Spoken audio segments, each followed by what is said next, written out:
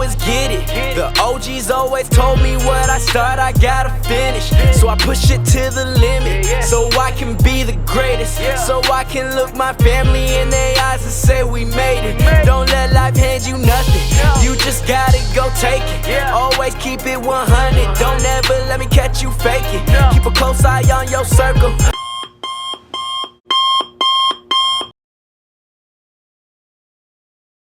Hey y'all, it's your guy Darryl Riley, businessman and entrepreneur, host of the Post Prison Podcast, back with another week with my co-host, dear friend and sister, Miss Cynthia Brady. Joining us today, we have a young lady who we've had the opportunity to watch just turn into something magnificent. She was pretty shy when we met her, and that's Miss Carolina Landa. Yeah. Good morning to you both. Well, it'll be evening by the time we drop this. I just want to say welcome to you all. It's just nice to have you in this space again. I think I don't know about y'all, but for me, in some aspects, not only doing this podcast but looking back over them, I found a lot of healing. You know, I found a lot of nuggets that helped me understand some things coming from the space that we had to come from and the things that we had to go through. You know, a lot of people tend to associate prison with doing wrong, but in most times it wasn't about correcting any wrongs. You know, so I just wanted to say that in reference to watching you all in your own particular journey. You know, and a lot of times we get caught up on what we doing. You know, we forget to watch the flowers that's blossoming around us. And you guys have been that flower blossoming around us. That being said, we want to introduce the people to our special guest, Carolina Landa. She identifies as a Mexican-American woman. She has lived experience of incarceration. Currently, she works in the Office of the Governor, Office of Corrections, as an assistant ombuds. She is a graduate of Evergreen State College with a master's degree in public administration and a bachelor's degree with focus on political science and policy. Her 3 areas of specialized work are social justice, disabilities, and immigration.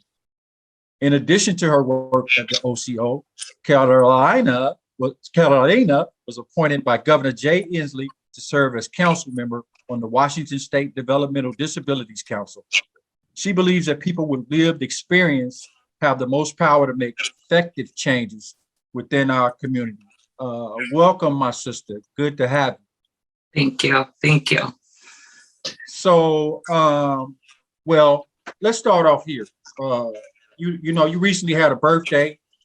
You took a little trip, you know, got us all a little jealous about you out there flossing, you know, living your best life. Yeah. And how was that how was that birthday? Well, how was it different than the last one? You know, I decided this year I wanted to give myself a gift, you know, and I wanted to go to Mexico. And I've been trying to get to know that area in Baja California, right? And so it was really, really good. You know, I needed to like reset. We all need that every once in a while, right? And so I went with the intention, you know, around my birthday, and it's, you know, always at the beginning of the year, and then it's a good way to restart, you know, and then just, yeah. I like that word, intention.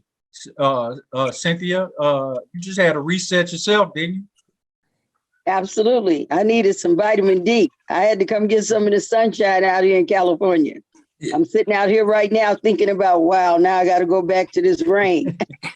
You know, I find it interesting that both of you spoke about something that I actually have very little experience in, and that's realizing when I need to reset. Mm-hmm. You know what I'm saying? I think that should be part of our healing. And women tend to pay attention to themselves more than men do for the most part. And see, that was just a gift y'all gave me already. You know, so I appreciate that. I want to give a shout out to Amanda DuBois, who we all met through. Amanda is the young lady who founded Civil Survival. She's a prominent attorney who's been doing her thing for a long time. And she found a way through relationships to bring us all together. And I will say that most of the people that I know who I met back then, what was that, like 6 years ago? Yeah. At least, including Tara and Chris and all of those other folks, Amari, I can name, so Emily Randall, I can name so many people. It's like everybody that was in that group is out here doing the work still. Yeah. You know, exactly. and I just thought about that, and I thought I'd give her a shout out real quick, whether she's watching or not. Kudos to you, Amanda. We follow you.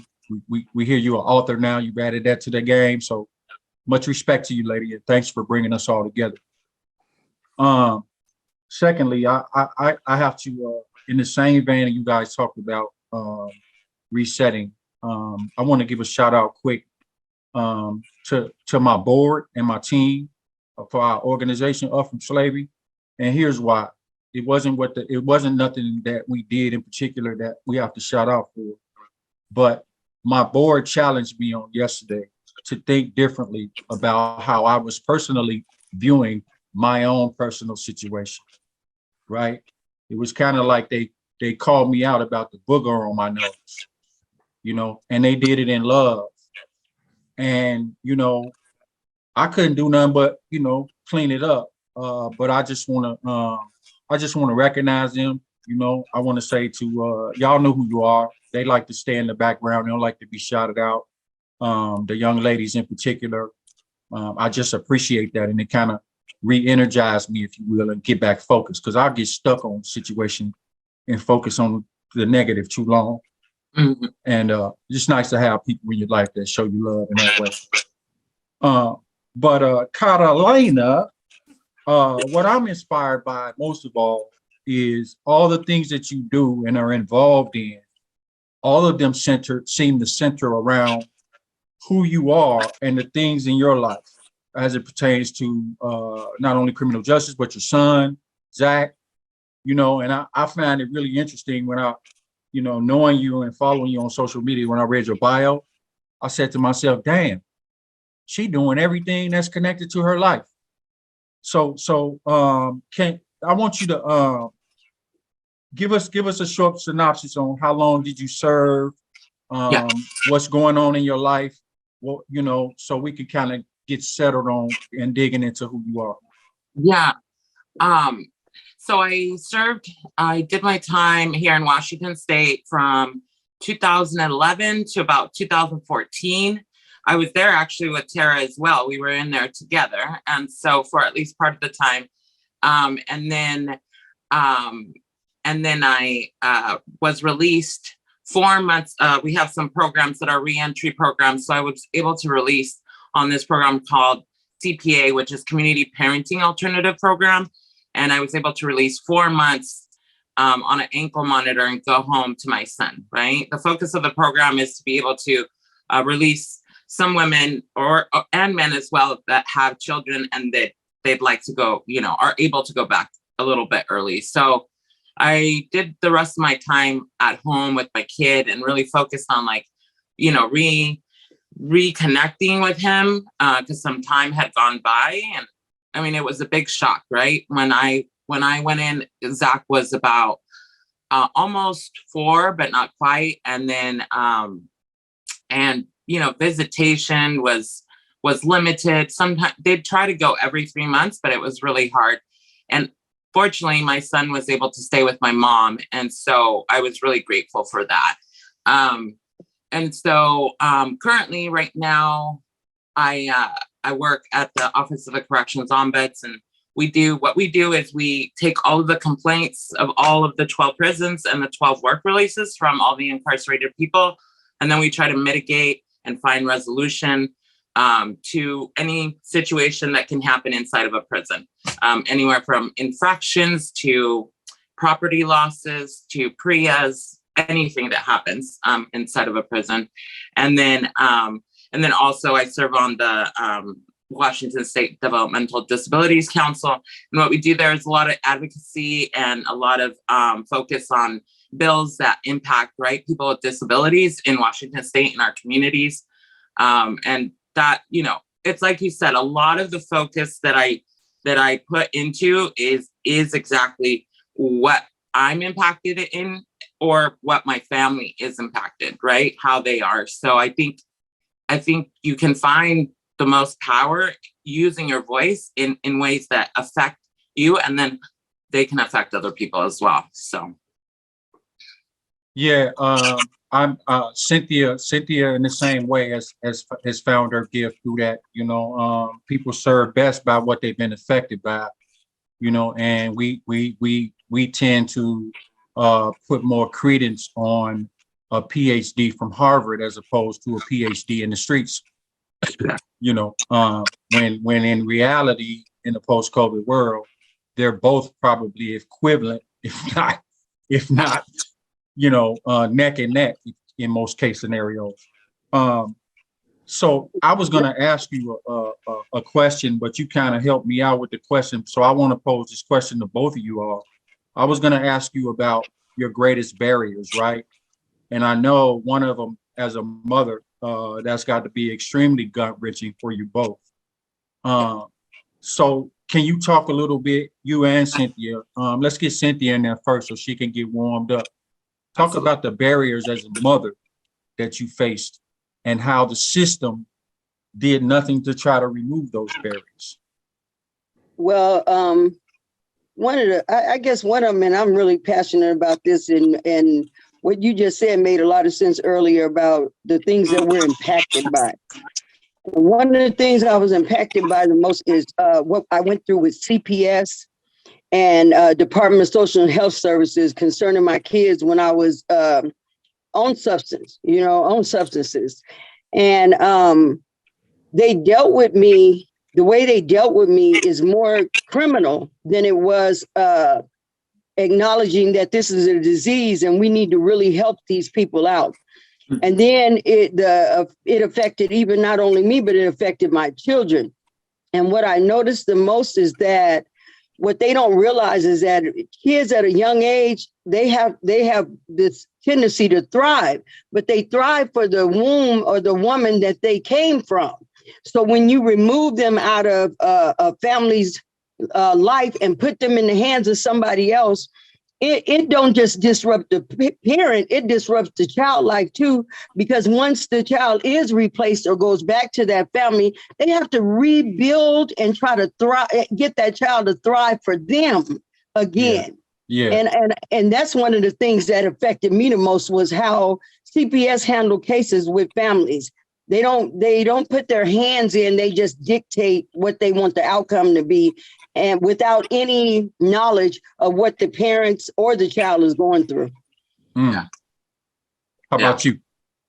Yeah, you made me remember something. Yeah, I think that part, going away, it just in such a traumatic way, right? Cops come in, they take you away, and they don't realize what happens, right? To that connection.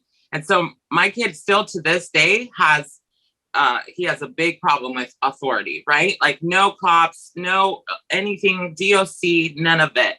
There was even an incident I remember one time with when I got out, I was still on probation, and I had warned the DOC officer. I said, I know you guys like to show up all the time and unannounced and stuff like that, but you probably you shouldn't show up at my house because my kid has a lot of trauma, PTSD, cops or anything like that. And he went ahead and did it anyways. And so my kid, he hit him, and fortunately, it was fine, but I think he learned a lesson that time, right? And I said, don't show up at the house like that, I'll explain a little bit. I think I haven't, but my kid, he has disability. He's autistic and he's non-speaking, and so those matters, are complicated as it is, and so a lot of the barriers were navigating, and I still navigate these school systems, right, to make sure that he's a brown kid and he has a disability, and all those things. And then the way, you can create very easily, you can create school to prison pipeline, right? Really easy for kids like that. So I think the barriers are still trying to navigate these school systems, right? And then for me particular, it was, so I lived in Eastern Washington. And so I wanted to move over here for school to Olympia. And I had to navigate the housing, the going to school, getting all those things lined up before even they would say, okay, you can move, right? Yeah. That was a lot. Well, I want you guys to forgive me, but I kind of use that question to lead to paint a picture, right? You both kind of illustrated the same, and to give people who are watching a real insight onto this prison system thing and what it is and what it was built around, free labor and slavery. You guys both kind of just imagine or illustrated, if you will, a slave scene of babies getting snatched from their mothers, parents getting snatched from their families by slave owners and sold for free labor. What you guys just described is happening today. Now, we see this stuff in movies and we see it on groups and we see it on all these situations, but the American government is actually participating in the same thing right now, and they're getting paid for it. And then we have to navigate through all of these. I know there was some marginalization that happened to you guys, specifically as it pertains to the housing circumstances and CPS, and that was going to be my next question. But how are you marginalized outside of that? Outside of those things as it relates to your family. When you tried to do something in the community, or how you felt. Cynthia, you want to go first, Cynthia? You can go. I think for me it was a lot. There was I wanted to go back to school, and so there was a lot of stigma, around that. Like I was like, what if they what if they find out? What if they judge me? What if they do, all of those things, right? And I was older than most of the people I was going to school with, not all, but most of them. And so there was always, a big fear around that. And then I remember I was just like, if I can't stand on my story, then how am I going to be able to then change people's minds, right? About what people that have been incarcerated, their image of what people look like. So I started to just, do that with everyone I met, and even my professors. I think a lot of it was that. And then also just, even today in certain spaces, having education is good, but it's also, you still have that on your background. It's and it's always there. And so it's easy for people to just, judge you, look at you differently. So a lot of that is still, it still happens. I can't volunteer at my kid's school, right? Because then they would have to run my background, and they would say, you can't be around kids, right? But yet the governor appointed you to help kids. Exactly. She's telling the truth. Let's tell him to put me on this. Yeah, she's telling the truth. That's one of the barriers right there, is being able to be at your children or your grandchildren's school, helping out, or even being involved. Also, another barrier is employment, that where you'll be able to make an adequate amount of wages to be able to even take care of your family. I mean, most people, they say, well, anybody can find a job, but finding a job is only half the battle. The other half of the battle is finding a job that you can make enough money to live off of and live comfortably. It's really a lot. It's way more than that. There's several barriers, and you can't even address them all in one day. Yeah, I will say that I won't even ask you this question. I'll just state it both, since you are both women of color. The issues get a lot less harder to deal with, and there are a lot less issues and barriers if you are of a lighter pigmentation. Absolutely. I've seen that, and it's almost like intentional. But Carolina, you just remind me of something when you talked about you got in school and they thought they was gonna find out and all of those things. You just reminded me of when I applied to go to barber school. I decided I was gonna go for what I wanted to go, and the school out here that they put me in a class with, right? I was the only barber. All the other people were cosmetology students, right? Mm-hmm. Not only that, all of the girls were white, and they were all like 18, 19, 21 years old, right? And you just described the same situation, going to school and being older than everybody else. And it was at that point, I thought they were going to find out too. And it was at that point when I looked at my record and my criminal history, because I had to get it for school, Mm-hmm. that I was embarrassed for me. And I just knew if they looked at it, that they would probably not let me in there. Not that I was a sex offender, but that was a really horrible narrative. And only to point out the fact that that was the point when I decided I was going to take that and try to flip that narrative and use it to my benefit. So I took it as a challenge to go in there with all them little white girls and be the only black man in that class. And it worked out good. I even know how to cut hair with scissors now. So thank you for reminding me of that. Cynthia, when did you find your voice? I'm actually still finding my voice, but I would probably say after I went back to school, something just clicked where I learned a lot of things about our history that was not right. And for some reason or other, it was like something in my spirit just kept saying, speak up about what you're thinking and what it is that's happening in your life. And so I just started speaking out about it. And I started noticing that even the instructors started getting a little bit more honest about the history that we have been served in the past, that we were told but lied to about.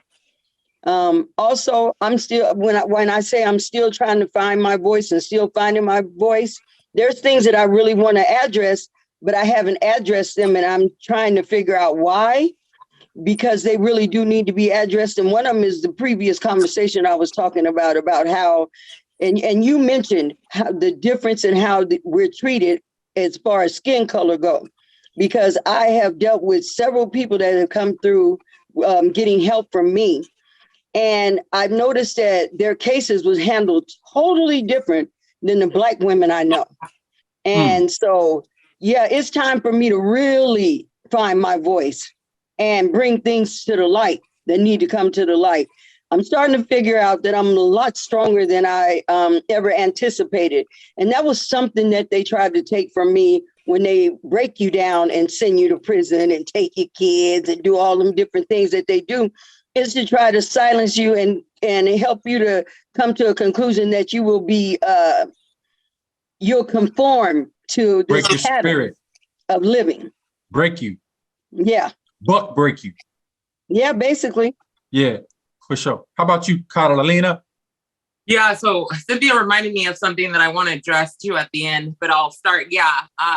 So I think, I know it was inside of the prison. Actually, there was me and this other woman, and we were trying to apply to that CPA program that I talked about, that you can actually get in a year or less. And I applied, and they denied us both because we had tried to apply for it on the outside, and then we're denied. And then there was a part in the policy that said you couldn't reapply, so they just denied us on that. And then I remember I told the woman, I said, no, we're gonna fight for this, right? Like, we deserve this, and so we're gonna, write up all of everything we've done and who we are, and send it off to the committee. And you know what? We were able to get it. And not only that, but we changed that section in the policy for other women then as well. And it said, it changed to like, if you had been incarcerated for 2 years or more and could show that you've done, a lot of programming or this, that you could be considered. So not only for myself, but it made change for others as well. So I felt pretty pretty proud of that. And yeah. And but about just really quick, I want to address this. I see it a lot in the government work and also just the organizations. But we, I think as a society, we're like, okay, a lot of these positions of power, they were all white men.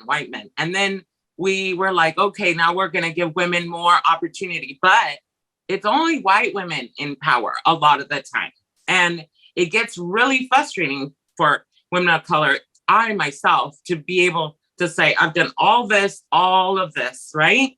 And still be bypassed, and then they put a white woman in power. It gets very frustrating for me. I know that I have, and anything they have, and even more. And sometimes you just get bypassed, overlooked. So I wanted to mention that. That's the truth. I will say, here's where we should be focused on next. I understand about them passing us over for power and shifting the power, but I think that for us as people of color in particular, I don't care what it is, we got to find a way to build a table within it. Yeah. Instead of asking for a seat at their table. That's true. Because we don't even like their food. No, to be honest with you, I am no longer at the place where I'm asking to be for a seat at someone else's table. Because even if you invite me to sit at your table, I'm bringing the Johnny seasoning, we bringing some nutmeg, we bringing some different kind of flavoring, because like you said, most of us aren't in these spaces, and our voices, when we find them, they're unfamiliar. And that unfamiliarity comes off as threatening. I know, especially with me, I have a strong, direct personality, and that's uncomfortable and uncommon in most high places. And, I know how to say, well, Carlina, I disagree with you. I know how to say that and be comfortable in that because I could explain why. And I think for all of us, if we start focusing on how to collectively build our own tables in these spaces, we can show them a thing or two. And you're right. We do need to do that, because for the simple fact that it's like I learned one thing from this Hispanic, she was half Hispanic and half Japanese lady that was one of my instructors. She used to always say, not by force, not by coercion, but by consent. We consent to a lot of things that's happening to us by not having a voice or by not making those moves. And the thing is, we already know that the system is made up to where it's like a spider. He builds the web, and he can go in and out that web any kind of way, any angle. But if a fly get caught up in that web, he's going to die in that web, because every system he go through, he gonna have to go through another system and then another system. And by the time he break through all the systems that's been built to stop him, he's dead. Just eat me. I'm tired. Yeah. That's I heard a quote the other day from a scholar was saying, people of color, we act like we got to get authorization from them to do something for us. And I found that to be powerful. But I hear it in your voice when I talk to both of y'all, right? Even if we're just on social media or text, I hear the pride in your voice. Can you tell me, we'll start with you, Cynthia.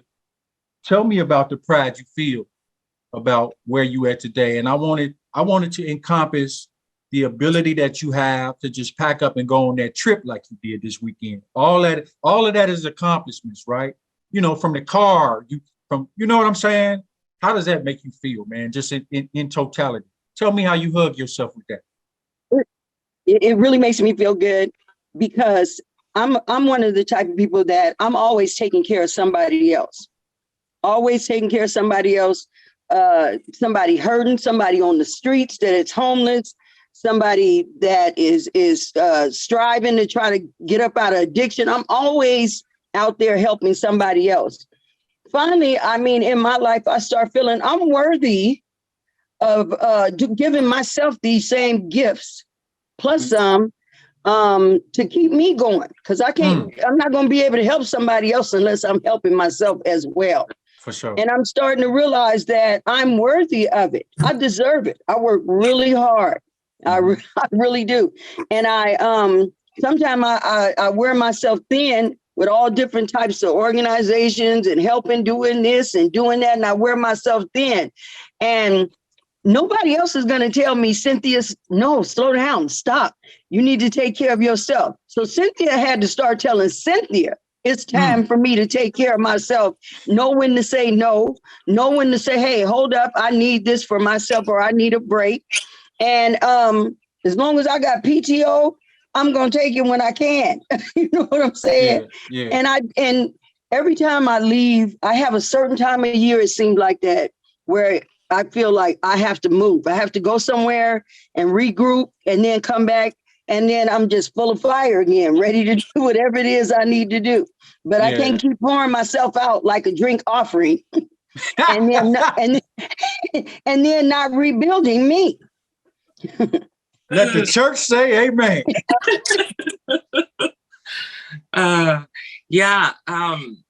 For me, I take a lot of pride. I think for me, it's I find a lot of pride and comfort in knowing that I'm a safe place, safe space for my kid.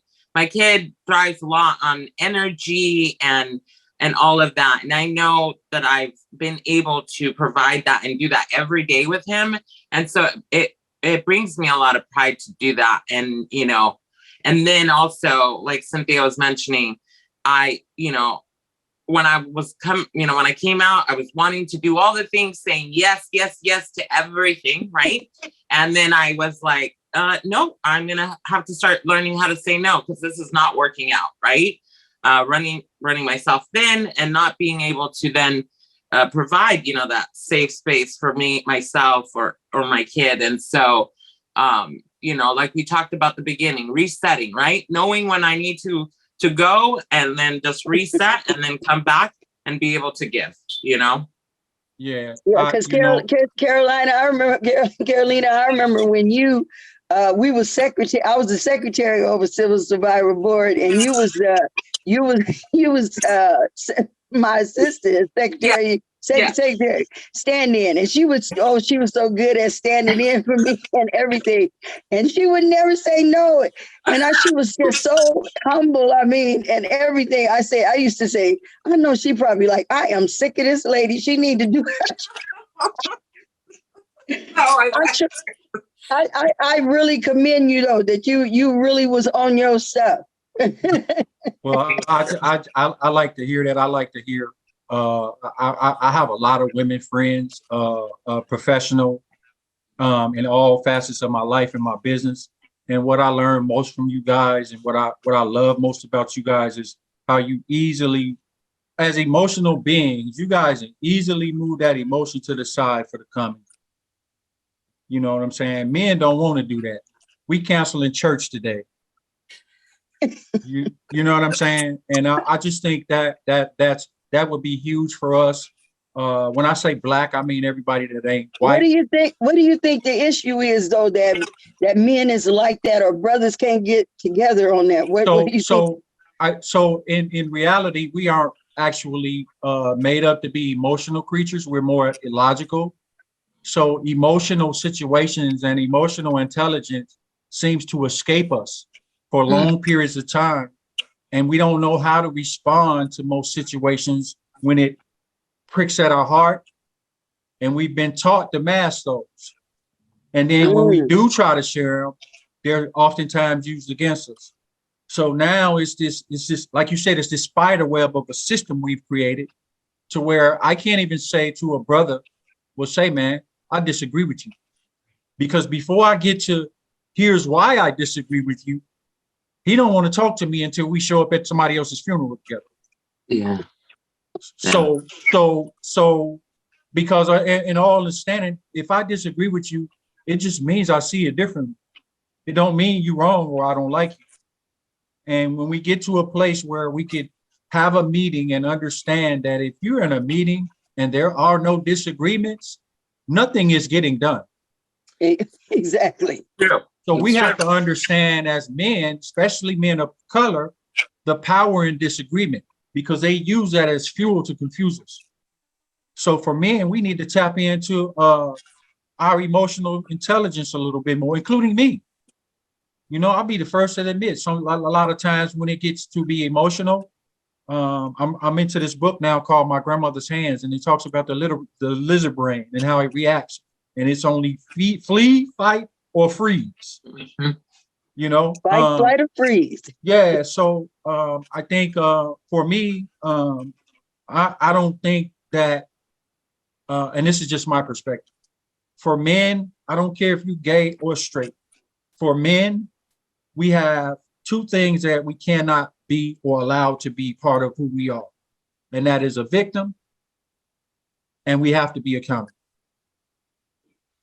We have to do that. We have to put up how we feel to the side most of the times and do what's right over what we feel. And you guys are subject matter experts in doing that. And I'll be the first to say, a lot of people don't probably like my approach in a lot of ways, but I'm approaching it from a Black male heterosexual perspective. That's the only lane I know. Mm-hmm. And throw in the aces from prison and all of those other things, and crack and all of those things. So I just think that we have to figure out who we are, because you guys are dominating society right now. Dominating. 50%, 56% of the women, of the people who went to prison do not return to prison, right? Mm-hmm. And most of those are women, because Ray and Pookie keep going back. But that being said, man, it was a lively discussion with y'all. I learned a lot, so much healing just right here. I'm hoping folks take an opportunity to tap into what's going on. To everybody that's listening, we thank you for this opportunity. We want you to continue to like, share, and subscribe to us on YouTube at Post Prison Podcast. Catalina, Landa, thank you, lady. I appreciate you, man. You've been solid since day one, and man, you just up there now. It's just amazing to see. You want to lead the people with any parting words? Because I know a lot of people that you know gonna want to hear from you. Yeah, I think I just want to say, you know, a lot of people coming out, it's, you know, it's really hard at the beginning and it feels really overwhelming, but there is a huge community out here that is here to support you. And just remember, you know, healing is an ongoing process. You know, we will be forever healing, but it's always important to realize when we need attention and to fill ourselves with love. So I need attention. You need what? I need attention. No, just play. How about you, Cynthia? Give us a weekly dose. I would say look for your resources. There are several resources. Ask around, you know, where the resources are, because a lot of times they won't share them. You know, they give them to who they want to have them. But if you look around, there are resources out there that can benefit you coming up out of prison. And also realize that you're not alone. Like, there's several of us that have been through this and we've come out on the other side. You don't have to go back to prison. Yeah. You don't have to go back to prison. There's plenty of support here. Well, I'll say for me, a lot of what I do, especially with our nonprofit, is because of the fact that, you know, going in and out of prison and repeating that same old cycle again, most of the times happens because you have no hope. And like you guys said, no spaces and no resources. I wish it was a guy like me out here when I got out. Yeah. You know what I'm saying? That's the kind of guy I want to be. I want to be the kind of guy that I wish was available when I walked out of there with nothing. You know, and I wanted somebody to hold me accountable. I wanted somebody not let me feel like a victim, because what I do know is it doesn't matter if you're male or female. When you're getting ready to get out of prison, I don't know nobody that's standing at the gate talking about, yeah, I'm finna go out here and get in trouble and go back. Yeah. You know. And I want to say one more thing too. If your family is not welcoming to you, your family, create a new family and run with it. Yeah, absolutely. I mean, that's for me, that was one of the biggest barriers too, because I think that I expected people to support me and be happy for me when I started doing these things and changing my life. And it was the total opposite. Mm-hmm. And I was paralyzed by that. I was paralyzed like that for like almost 2 years. You mean to tell me I'm trying to do right and and I had to be able to understand that sometimes the people who's supposed to support you won't. Mm-hmm. And you got to be okay with that. So thank Yeah. you ladies for a lovely Sunday Well, the afternoon. first thing that we like to do, I was Go getting ahead. ready to say, the first thing we want to do is show people that we have changed. But a lot of times people is not receptive to it until we've done it for so long. So, yeah. Yeah. Thanks, Well, Darryl. For sure. I'm grateful for all of that, man. That's who we are today, man. Let's just keep fighting. I love who you all are as women. To everybody who's watching, thank you for continuing to tap in with us and your support. It means a lot for us. We're continuing to grow. And we look forward to seeing you next week on Post Prison Podcast. Until then, peace. Thank you. Thank you both so much. Yeah. Every morning I wake up, all I know is get it. The OGs always told me what I start, I gotta finish. So I push it to the limit, so I can be the greatest. So I can look my family in their eyes and say we made it. Don't let life hand you nothing, you just gotta go take it. Always keep it 100, don't ever let me catch you faking. Keep a close eye on your circle.